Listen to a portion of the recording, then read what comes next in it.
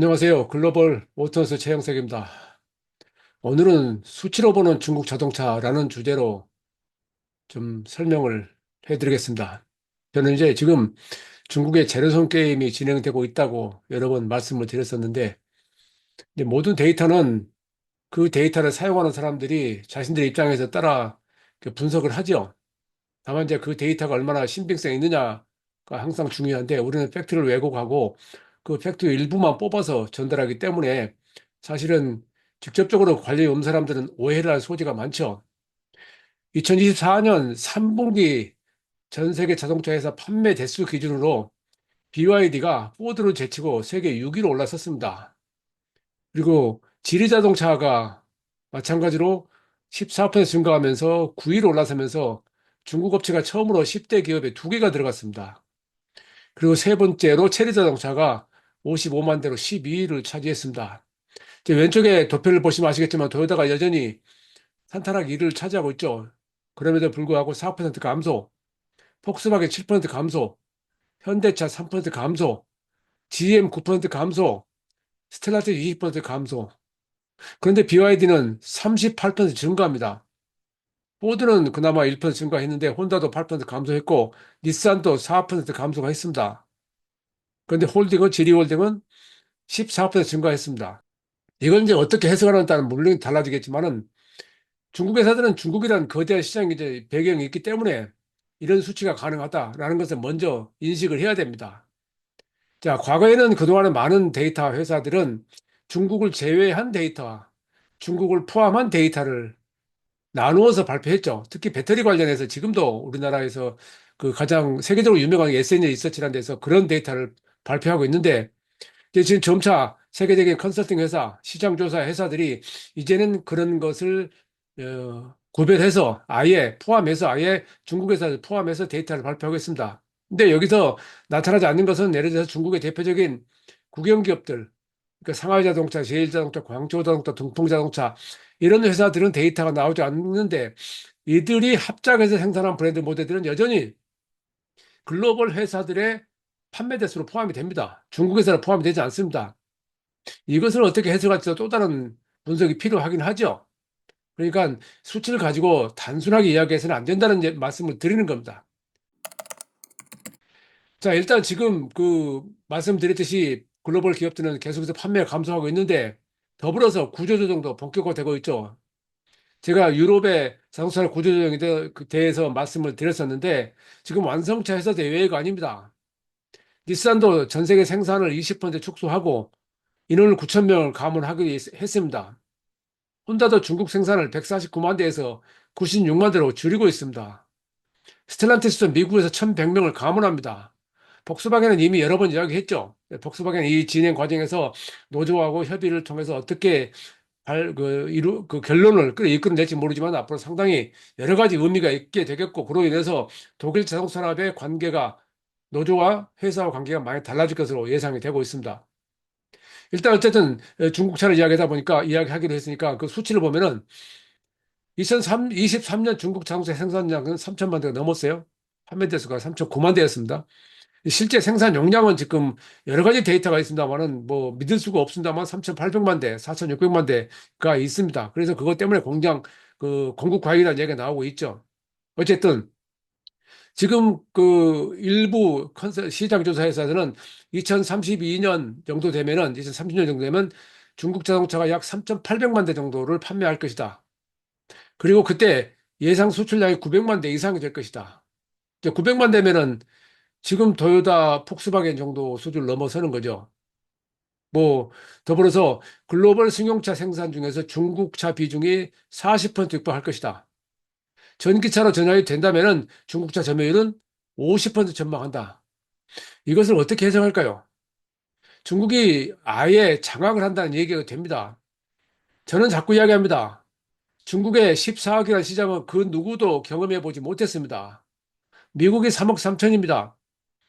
근데 중국은 14억인데 미국이 그런 중국을 알까요? 저는 중국도 중국을 모른다고 생각하는 사람에 속합니다. 그래도 그걸로 어떻게 감내하고 어떻게 전략을 펼쳐야 할지 모른다고 생각합니다. 다만 지금 느껴지는 것은 그들의 물량으로 세계 시장을 공략하겠다는 그런 의지는 보입니다. 그것을 저는 중국의 제로섬 게임이라고 표현합니다. 올해 중국 브랜드, 그러니까 아까 말씀드린 상하이 자동차, 제일 자동차 등 합작회사를 제외한 BYD나 체리 자동차, 지리 자동차 이런 회사들의 이 시장 확대를 보면 올해 3분기에 수출이 310만 대, 27%가 증가했습니다. 이게 이제 여기다 이제 그 합작회사들까지 포함하면 더 많아지겠죠. 그리고 유럽 시장에서 좀 약간의 좀 주춤합니다. 관세 인상 때문에 유럽 수출이 4% 감소했고, 그래서 판매 1위, 중국의 유럽이 1위 시장이었죠. 그게 1위에서 4위로 밀려났습니다. 동남아시아 시장 공략도 더 박차를 가하고 있습니다. 태국의 공장을 7월달 오픈했고, 캄보디아 공장도 건설을 추진하고 있습니다. 그러니까 아세안 국가에 두 개 공장을 진다는 것입니다. 이것은 저는 일본 차를 공략하는 것으로 읽힙니다. 동남아시아는 일본 차가 90% 이상 장악했던 시장이었죠. 일단 태국이 전기차 시장에서는 중국 차들이 장악을 했고요. 점차 이 폭을 넓혀갔다는 것입니다. 그리고 브라질에서도 이 판매 대수를 세계 지금 브라질이 중국 판매 1위 나라로 부상을 했죠. 근데 이걸 포함해서 중국산 전기차들이 브라질 등 남미 시장 공략을 박차를 가고 있는데 이것은 미국 차를 공세로 하는 것입니다. 그러니까 유럽에서는 유럽차 직접 뛰어들었고 그 미주 지역에서는 브라질, 남미부터 공략하고 있고 아시아 시장에서는 동남아시아 시장을 중심으로 공략하고 있다. 이렇게 읽힙니다. 자, 이것을 어떻게 해석할지는 뭐 처한 입장에 다르겠지만은 이런 것들을 읽어내야만이 중국차가 지금 하고 있는 것이 무엇인지를 알 수 있다고 저는 생각을 합니다. BYD만 이제 국한에서 보자면 창업 30주년 맞아서 누적 생산량이 30만 대를 돌파했습니다. 1000만 대를 돌파했습니다. 많은 숫자는 아니죠. 글로벌 플레이들에 비해서는. 그러나 우리가 생각했던 그 짧은 역사라고 생각한다면 어마어마한 수치입니다. 그리고 최근에 3개월 동안에 공장 생산 능력이 20만 대 늘었습니다. 테슬라도 올해는 공장 생산 능력을 늘리지 못했습니다. 그리고 10월에 한 달 판매량이 처음으로 50만 대를 넘어섰고 5개월 연속 판매가 계속 증가하고 있습니다. 근데 여기서 지켜볼 게 BYD의 현황입니다. 제가 한번 말씀드렸었는데 BYD는 지금 90만 명 이상의 직원을 보유합니다. 이걸 어떻게 해석하냐고요? GM이 1980년대 500만 대 생산하는데 80만 명이 필요했습니다. 지금 BYD는 400만 대 생산하는데 90만 명의 얘기입니다. 도요타가 이 1980년에 400만 대 생산하는데 7만 명으로 줄였습니다. 엄청난 자동화를 통해서 인원을 절감을 했죠. 근데 대규모 BYD는 90만 명이랍니다. 이걸 이해할 수 있을까요? 이건 다른 차원에서 분석이 필요한 내용입니다. 또 R&D 인력도 BYD가 지금 11만 명이라고 발표를 하고 있는데 현대차 R&D 인력이 지금 현재 14,000명입니다. 그리고 독일 회사들은 보통 8,000, 7,000 정도 됩니다. 이 역시 엄청난 문제가 돼 있고 또 여러 소프트웨어 회사나 IT 회사들하고 협력을 하는 과정에서 이런 정도의 인력이 과연 필요하냐라는 이야기를 할 수가 있죠. 포트폴리오도 그렇게 간단하지 않습니다. BYD가 물론 주력 판매이긴 합니다만은 덴자라고 이제 벤처하고 합작했다가 단도 독자적으로 받은 회사가 브랜드가 있고 평생바우도 만들었고 양왕도 만들었습니다. 고급차라고 만들었는데 과연 지금 이런 정도의 규모에서 이렇게 많은 포트폴리오 하는 것이 옳은가라는 것도 전혀 다른 시각에서 봐야 된다고 생각을 합니다. 그러니까 지금 이것을 단적으로 뭐 옳다 그렇다 문제가 아니라 중국은 BYD 혼자 움직이는 게 아니라 중국이란 나라가 배경을 대해서 이렇게 지원을 하기 때문에 이런 일이 이루어졌다고 할 수 있겠지만은 이게 BYD만이 아니고 지리, 체리 뭐 여러 가지 회사들이 있는데 그들이 과연 언제까지 이런 정도의 그 규모를 유지할 수 있을지는 그렇게 간단해 보이진 않습니다. 또 하나 짚어볼 게 테슬라하고 경쟁입니다. 이거 제가 수치로 한다고 말씀드렸기 때문에 3분기 매출에서 매출액에서는 282억 달러 테슬라를 앞섰습니다. 순이익에서 3분기에 16억 달러인데 11.5% 증가했습니다. 이건 이제 생각하기 어려운 내용이긴 하죠. 그 저가를 모기로 하는 회사가 말씀드렸지만 정부 차원에서 지원이 없으면 불가능한 내용이겠죠. 판매 대수로서는 3분기에도 46만 대 테슬라, BYD가 44만 대로 아직은 BYD가 전기차 판매 대수에서는 배터리 전기차 판매 대수에서는 테슬라가 앞섭니다. 작년 4분기에 BYD가 한 번 테슬라를 앞선 적이 있었는데 올해 4분기에 또 어떤 결과를 낼지는 두고 봐야 되겠습니다. 여기서 주목 또 하나 그런 게 수익성인데 BYD 매출 총이익률이 22%, 테슬라가 20%. 그러니까 BYD가 앞섰다는 얘기죠. 이 계산법이 달라져야 되겠죠. 이걸 통상적인 글로벌 플레이를 하는 방식의 그런 계산법은 아니기 때문에 이걸 곧이곧대로 믿을 수는 없을 것입니다.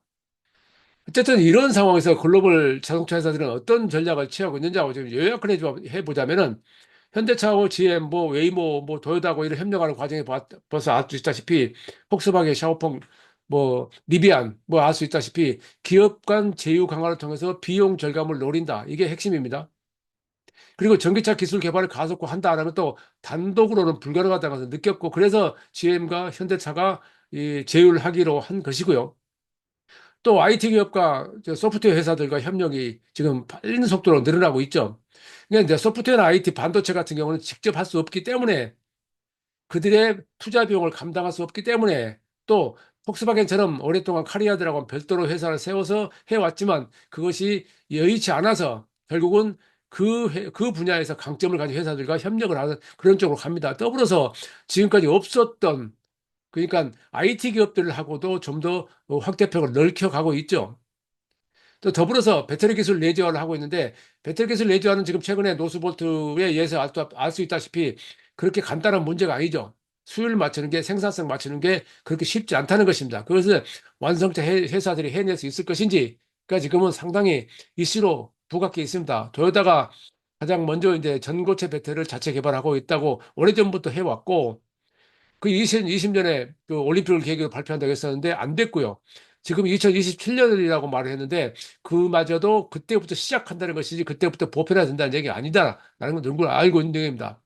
더불어서 이제 그런 점을 극복하기 위해서 이제 트럼프는 보호무역 정책을 더 강화하겠다고 나서고 있는데 관세를 인상하고 또 나서고 있는데 많은 경제 전문가들은 말합니다. 그것은 결코 성공할 수 없다. 결국은 관세를 인상하게 되면 미국 소비자들한테 비용이 부담이 된다는 것이죠. 물건을 중국산 제품을 사지 않고 살 수 없다는 것을 우리가 여러 번 시험을 통해서 확인됐지 않습니까? 그런데 트럼프식의 이런 정책이 과연 어떤 식으로 빛을 발할지는 그렇게 쉬워 보지는 않습니다. 어쨌든 이 수치만으로 이 모든 것들을 우리가 해석할 수 없지만은 그 수치를 어떻게 해석하느냐에 따라서는 분명히 다른 데이터가 나올 수 있고 다른 결과가 나올 수 있습니다. 다만 그 수치를 정확히 분석해야 됩니다. 일부만 뽑아서 그것만 가지고 침소봉대하는 왜곡하는 한국의 레거시 미디어들의 그런 자세는 결코 옳지 않습니다. 어쨌든 지금은 큰 틀에서 중국의 제로섬 게임이 진행되고 있고 지금 많은 전문가들이 얘기했지만 그 제로섬 게임에 당할 수 있는 나라가 어디 있을까 하는 게 지금의 이슈입니다. 최영석의 글로벌 인사이트 다음 시간에 뵙겠습니다. 감사합니다. 구독과 좋아요 클릭 부탁드립니다.